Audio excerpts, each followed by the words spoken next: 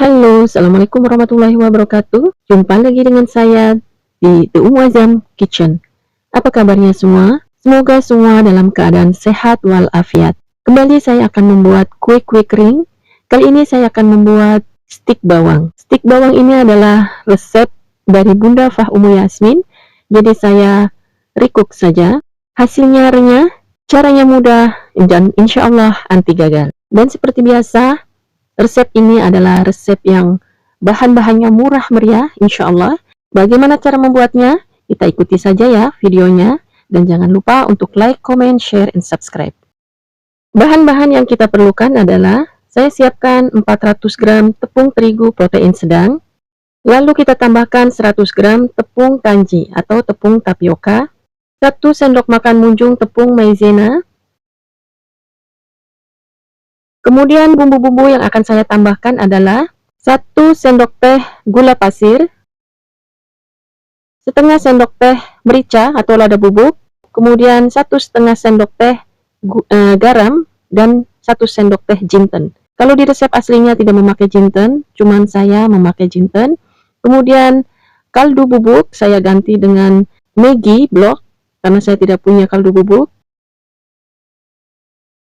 Kemudian bawang merah 5 butir, dan bawang putih saya memakai 8 siung. Bawang merah dan bawang putih ini akan saya hancurkan seperti ini. Bisa diulek dengan tumbukan biasa ya ibu-ibu. Lalu saya memakai juga telur 1 butir yang ukuran kecil saja, sudah cukup. Saya kocok lepas, dan sebelumnya akan saya masukkan margarin sebanyak 100 gram. Lalu saya aduk semuanya sampai tercampur rata sehingga terigunya berbulir-bulir seperti pasir. Baru saya masukkan telur yang sudah saya siapkan tadi, saya kocok lepas tadi, lalu saya aduk kembali.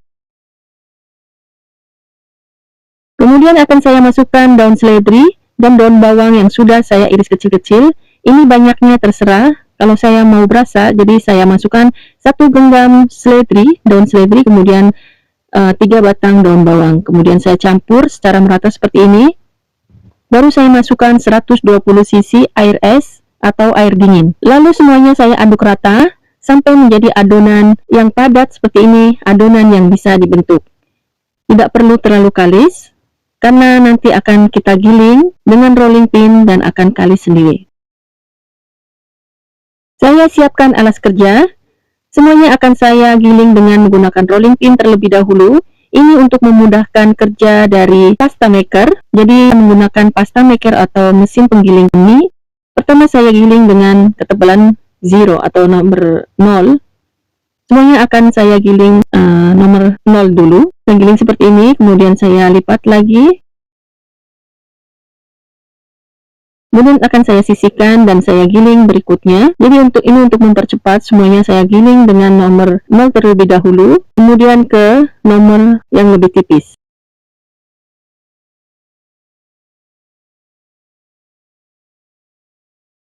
Terakhir akan saya giling dengan ketebalan nomor 5, seperti ini. Kemudian siap untuk dipotong. Ini cara memotongnya, bisa miring atau lurus seperti ini. Jadi kalau miring bisa membentuk jajaran genjang. Ini lebarnya sekitar 1 inci atau 1,5 cm.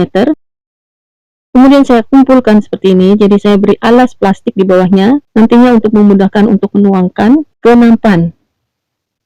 Saya potong lagi seperti ini.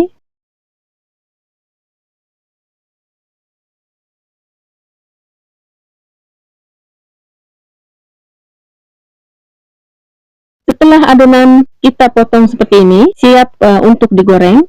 Saya sudah menyiapkan wajan dengan minyak yang banyak untuk menggorengnya. Saya panaskan dengan api sedang. Lalu setelah minyak panas, kita masukkan potongan-potongan keripik bawang ini.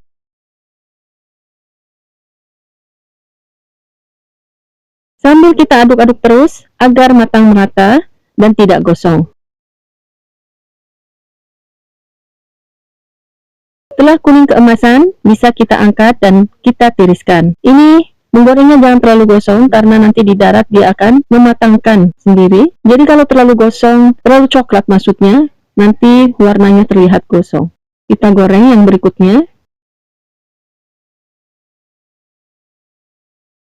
Seperti tadi, kita harus selalu aduk-aduk. Setelah kuning keemasan, kita angkat lagi. Ini kita goreng dengan api sedang, dan di sela-selanya bisa kita kecilkan sedikit, kemudian kita besarkan sampai api sedang lagi.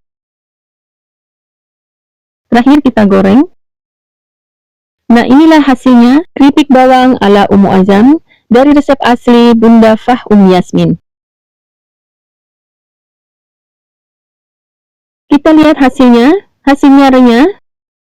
Jadi ini renyahnya pas, tidak terlalu keras, tidak terlalu renyah, dan esok hari akan lebih renyah lagi. Jadi ini setelah 1 hari, dia akan lebih renyah lagi.